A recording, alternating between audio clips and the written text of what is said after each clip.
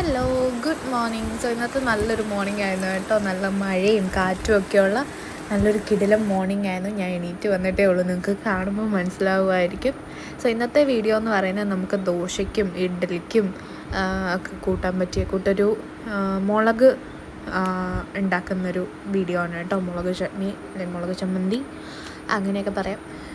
ഇതെൻ്റെ ക്യാറ്റാണ് കേട്ടോ. ദേ മഴയൊക്കെ തുറന്നപ്പോൾ നോക്കിയിരിക്കുകയാണ്. ഇത് ഞങ്ങളുടെ കിച്ചണാണ്, ചെറിയ കിച്ചണാണ്. നമ്മൾ റെൻ്റിലായതുകൊണ്ട് തന്നെ ചെറിയൊരു സ്പേസാണ്.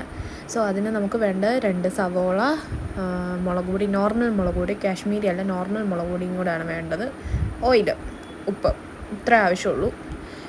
സോ വലുതാണെങ്കിൽ ഒരു സവോള എടുത്താലും മതി. സവോള നന്നായിട്ട് ചീകി എടുക്കണം, എന്നിട്ട് ഇതുപോലെ പിഴിഞ്ഞെടുക്കണം. എന്നിട്ടൊരു ചീനച്ചട്ടി എന്തെങ്കിലും വെച്ചിട്ട് അതിൽ അത്യാവശ്യം ഓയിൽ ഒഴിക്കണം. തീരെ കുറച്ച് കടുക് വറുക്കണ പോലെ അങ്ങനെയൊന്നും പോരാ. അത്യാവശ്യം കുറച്ച് ഓയിൽ, ആ സവോളയ്ക്ക് വേണ്ടിയിട്ടുള്ള ഓയിൽ ഒഴിക്കണം. എന്നിട്ട് ഇത് നല്ലോണം പിഴിഞ്ഞിട്ട് വേണം നമുക്ക് ഈ എണ്ണ ചൂടായതിലോട്ട് ഇട്ട് കൊടുക്കാനായിട്ട്. സോ അങ്ങനെ നമ്മൾ സവോള നല്ലോണം കൈകൊണ്ട് തന്നെ പിഴിഞ്ഞിട്ട് ആ ജ്യൂസ് കളയരുത്, അതിൻ്റെ ആ നീര് കളയാനേ പാടില്ല. അത് നമ്മൾ ലാസ്റ്റ് ഒഴിക്കും കേട്ടോ.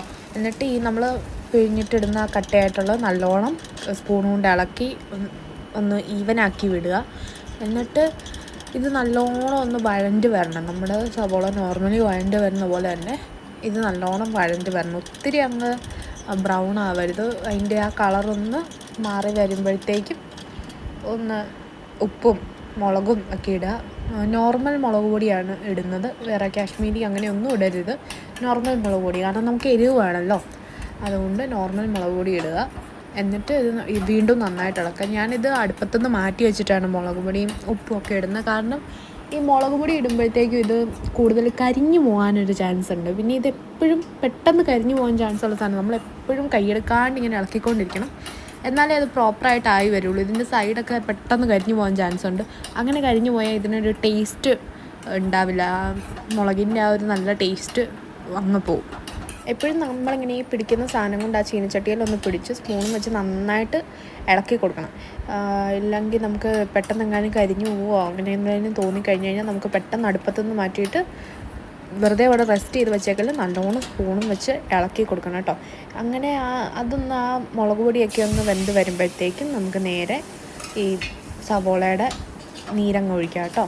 നല്ലോണം അങ്ങ് വെള്ളം പോലെയാവും ഈ സവോളയുടെ നീരൊഴിക്കുമ്പോഴത്തേക്കും. മറ്റേ ഡ്രൈ ആയിട്ട് ഇങ്ങനെ ഇരിക്കുന്ന സംഭവം ഇച്ചിരി വെള്ളം പോലെയാവും. അപ്പോൾ ആ വെള്ളമൊക്കെ വറ്റിക്കഴിഞ്ഞാണ് നമ്മളിത് വാങ്ങി വയ്ക്കുന്നത്. നല്ലോണം അന്നേരം അത്യാവശ്യം ഒന്ന് ഇളക്കി കൊടുക്കുക. അന്നേരം തീ കുറച്ച് കൂട്ടിയെന്ന് ഓർത്ത് കുഴപ്പമില്ല കേട്ടോ, കാരണം നമ്മുടെ കയ്യിൽ കുറച്ച് വെള്ളം പോലെ ഉള്ളത് കൊണ്ട് പെട്ടെന്ന് അങ്ങനെ കരിയില്ല. അങ്ങനെ നമ്മൾ ആ സവോളയുടെ നീരൊക്കെ വറ്റുന്നിടം വരെ നല്ലോണം അങ്ങ് ഇളക്കി കൊടുക്കുകയാണ് കേട്ടോ. നല്ലോണം ഇളക്കി ആ എണ്ണ അങ്ങ് തെളിഞ്ഞ് വരുമ്പോഴത്തേക്കും നമുക്ക് സ്റ്റൗ അങ്ങ് ഓഫ് ചെയ്യാം. സ്റ്റൗ ഓഫ് ചെയ്തിട്ടും കുറച്ച് നേരം കൂടെ ഇളക്കണം, കാരണം ചൂട് കൂടുതലാണെങ്കിൽ പാത്രത്തിൽ ഇരുന്ന് തന്നെ കരിഞ്ഞു പോകാനായിട്ടുള്ളൊരു ചാൻസ് ഉണ്ട്. സോ ഇത് അങ്ങനെ നല്ലോണം ഇളക്കി കൊടുക്കുക. ഇതൊരു 3-4 ദിവസം വരെ നല്ലോണം വഴണ്ട് വന്നതാണെങ്കിൽ ഇരിക്കും കേട്ടോ. 3-4 ദിവസം വരെ ഫ്രിഡ്ജിലൊന്നും വെക്കാണ്ട് ഇരുന്നോളും, നല്ലതാണ്. എങ്ങനെ പോയാലും ഒരു 3 ദിവസം ഉറപ്പായിട്ടും ഇരിക്കും കേട്ടോ. നമ്മളിവിടെ ചോറിനും ഈ സാധനം കുറച്ചൊന്ന് കൂട്ടാറുണ്ട്. നല്ല ടേസ്റ്റുള്ളൊരു മുളകാണ്.